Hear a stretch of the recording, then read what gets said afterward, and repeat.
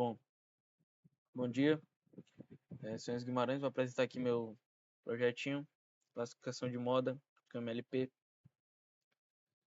E, primeiramente, a gente foi passada essa atividade, a gente teve como objetivo pegar um dataset.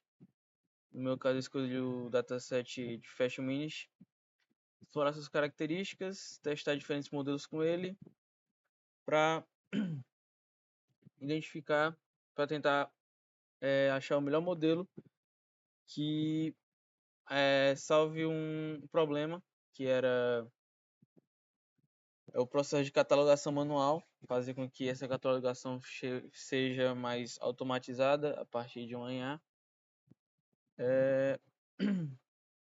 E aí, usando o Deep Learning, a gente tentou automatizar isso e buscar um modelo que possuísse uma acurácia maior ou igual a 85%. Basicamente, a gente começou aqui importando o dataset, importando as bibliotecas necessárias, definindo as dimensões que a gente ia treinar, tanto das imagens quanto dos rótulos. Aqui um exemplo de uma imagem do dataset. E aqui a gente imprimiu as 25 melhores, ou as 25 primeiras imagens do dataset. Pode perceber que é um dataset de roupas, tem tênis, camisa, sandália, enfim. E para encontrar a melhor solução, eu segui uma metodologia científica, partindo de um modelo baseline e conduzindo uma série de experimentos. Eu conduzi além do baseline, mais 3 testes, 3 modelos diferentes. Dois mudando a profundidade e o número de neurônios. A priori, a minha baseline tem 300 neurônios. E outro usando o método TAM. E aqui a gente obteve alguns resultados. E o modelo de ativação deles foi todos relã. E agora eu vou aqui dar uma explicada melhor sobre essas arquiteturas. Aqui, momento. A arquitetura que deu o melhor resultado para a gente foi a primeira, né? Foi a arquitetura baseline, que eu usei uma forma de ativação relu aqui. Tá aqui os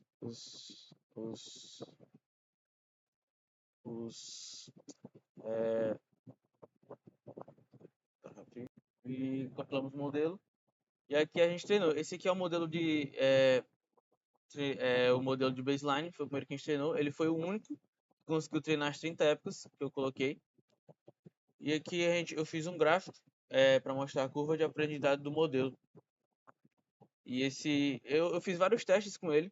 Toda vez que eu ia abrir o arquivo de novo, eu realizava mais um teste. Esse aqui foi o último que eu fiz antes de começar essa gravação.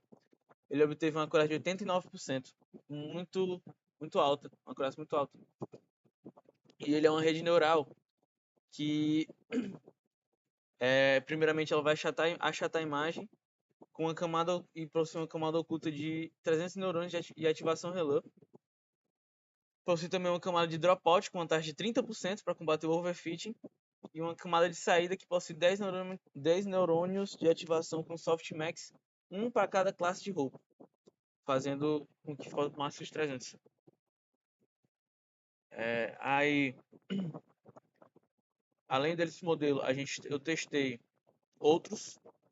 Esse aqui foi outro teste que eu fiz, reduzindo o número de neurônios, que ele não chegou em todas as épocas, ele só conseguiu bater 19 e conseguiu uma acurácia de 88,45%. E aqui foi o outro experimento que eu fiz com outra arquitetura. Aqui ela é uma arquitetura mais profunda e por ela ser mais profunda e se tornar mais pesada, ela só conseguiu treinar 5 épocas e a acurácia dela foi de 84,34%. Além dela, eu testei mais uma arquitetura, agora aqui uma arquitetura mais larga, para ver se aumentando a largura dela eu conseguiria obter melhores resultados. E novamente, O modelo só conseguiu chegar no treinamento na quinta época. Acredito que por ele ser um pouco mais pesado também, a acurácia dele abaixou muito, muito, muito, muito mesmo. A acurácia dele abaixou para 82,72%. E, por último, eu fiz mudando o método de ativação.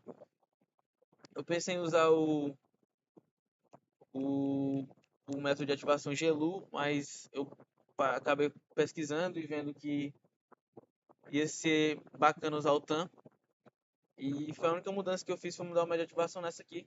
Não mantive os neurônicos, mantive as densidades, mantive tudo e novamente parou na época 5. E novamente uma acurácia muito baixa, mais baixa do que nosso objetivo, 82,55%. Aqui, aí chegamos nos resultados, na conclusão. Aqui eu fiz uma tabela mostrando os resultados obtidos. O baseline, como mostrei lá no treinamento, ele foi o que obteve a maior acurácia. Dropout teve uma acurácia menor, mas atingiu o nosso objetivo. A arquitetura A e a arquitetura B, mudando a largura e diminuindo os neurônios, não obteve bons resultados. A arquitetura B passou muito longe. E lembrando, todos usando a ativação ReLU. E aqui, quando eu mantive a densidade dela e mudei a ativação, ela também, pior ainda, teve uma acurácia pior do que todas as arquiteturas. E aqui as observações que eu tive foi que com a baseline eu tenho um overfit muito claro. Com o dropout eu tenho um overfit mais controlado e um modelo mais robusto.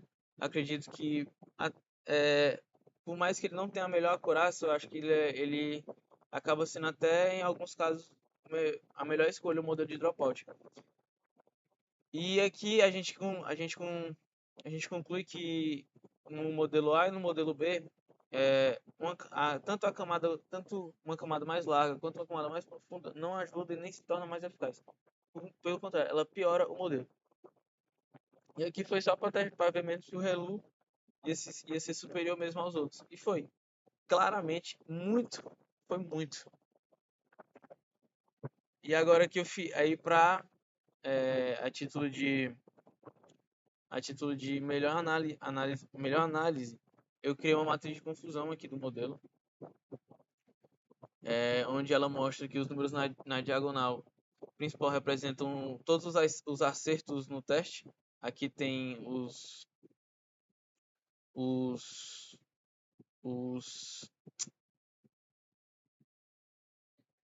as roupas que tem no modelo, e aqui podemos ver que foram bem altos, a taxa de acerto foi bem alta, porém a gente nota que existem algumas confusões significativas, como por exemplo a camisa, o shirt. Deixa eu achar aqui, o shirt. Ela é facilmente confundida com a t-shirt, tendo aí, ó, pelo menos 160 confusões. Por isso é muito parecida, enfim. E aqui, para aprimorar o modelo, eu fiz outro teste, onde eu mudei os parâmetros e eu fiz um relatório de classificação. E aqui a gente pode ver que, de acordo com o relatório, a matriz de confusão e o relatório classificam e revelam que, apesar da alta acurácia geral, o modelo apresenta dificuldade em distinguir entre classes visualmente semelhantes. A performance mais baixa foi observada entre a t-shirt, como eu falei anteriormente, com um score de 71, sendo frequentemente corrigida com a t-shirt, e o pullover.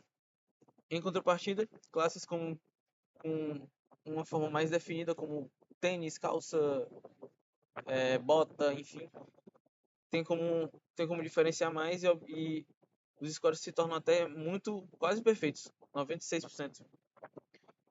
E o que eu pude, os principais desafios, primeiramente, nesse projeto, foi porque eu acredito que a meta principal não foi atingir a melhor acurácia, e sim atingir o melhor controle do overfit. Por isso eu acabei achando que o melhor modelo é o dropout, porque ele controla melhor o overfit. E ao invés do baseline, que o baseline, apesar de ser mais preciso, não é tão controlado. O aprendizado aqui também foi a aplicação de uma prática de impacto real, de um projeto real, técnicas de regularização, de dropout e yield stopping para criar um modelo mais robusto. O segundo aprendizado que eu mais tive foi, como eu falei anteriormente, foi que nem sempre o maior é melhor. Como, por exemplo, a gente pôde testar nas arquiteturas. Quando eu aumentei a profundidade, ele perdeu muita acurácia. E da mesma forma, quando eu apliquei, aumentei a largura, ele obteve uma acurácia pior ainda. Então, a gente conclui que é realmente totalmente viável fazer um projeto desse, categorizar modo, automatizar e atingir performance robustas. Porém, é fundamental reconhecer limitações. O modelo não é uma rede CNN que, com certeza, ela seria mais poderosa, seria melhor processada, seria é, algumas limitações do projeto. Foi o primeiro modelo e os dados.